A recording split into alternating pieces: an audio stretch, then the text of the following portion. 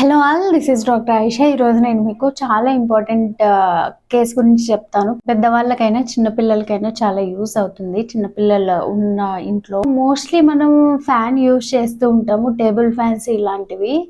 So అలాంటప్పుడు అనుకోకుండా చెయ్యి అన్ఇంటెన్షనల్గా పెట్టి కట్ అవ్వచ్చు. చిన్నపిల్లలకి తెలియదు కాబట్టి వాళ్ళు పెట్టి కట్ అవ్వచ్చు. నేనైతే కొన్ని చూసిన కేసుల్లో నాకు బాగా గుర్తున్న కేసు, ఒక పర్సన్ పెద్ద ఆయనే ఆల్కహాల్ ఇన్ఫ్లుయెన్స్ లో ఉండి ఫ్యాన్ లో వేలు పెట్టేశారు. సో ఆల్మోస్ట్ 1 ఇంచ్ వరకు కట్ అయిపోయింది వేలు.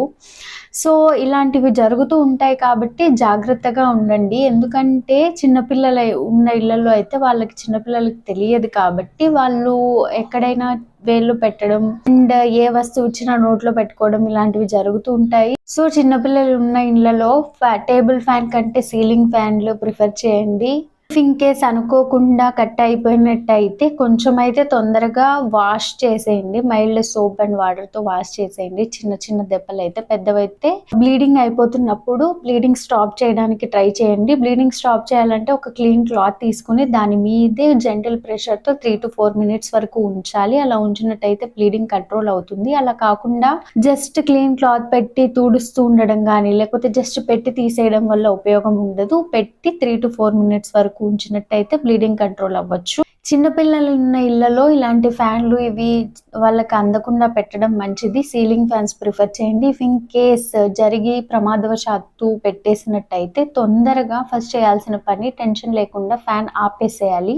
ఆపేసిన తర్వాత ఇది చిన్న దెబ్బ పెద్ద దెబ్బ చూసుకుని, ఒకవేళ చిన్నగా కట్ అయినట్టయితే వాష్ చేసి క్లీన్ చేసి పెట్టడం, పెద్దదైతే బ్లీడింగ్ ఆపడానికి ట్రై చేయడము. తర్వాత ఆ బేబీని వేళ్ళు మూవ్ చేయడానికి ట్రై చేయమని చెప్పండి. ఇఫ్ ఇన్ కేస్ మూవ్ చేయడంలో డిఫికల్ట్ ఉన్నట్టయితే నర్వ్ డ్యామేజ్ ఏమన్నా ఉందేమో అని సస్పెక్ట్ చేయొచ్చు. తొందరగా హాస్పిటల్ కి తీసుకెళ్ళినట్టయితే బ్లీడింగ్ కంట్రోల్ చేసి ఎక్స్రే గానీ ఇలాంటివి తీసి చూసి అండ్ నమ్నెస్ ఏమైనా ఉందా అంటే, నర్వ్ డ్యామేజ్ అయినప్పుడు నమ్నెస్ ఎక్కువగా ఉండే ఛాన్సెస్ ఉంటాయి. అండ్ స్వెల్లింగ్ అవి వచ్చినప్పుడు ఐస్ కంప్రెషన్ పెట్టడము ఇలాంటివి చేయడం బెటర్.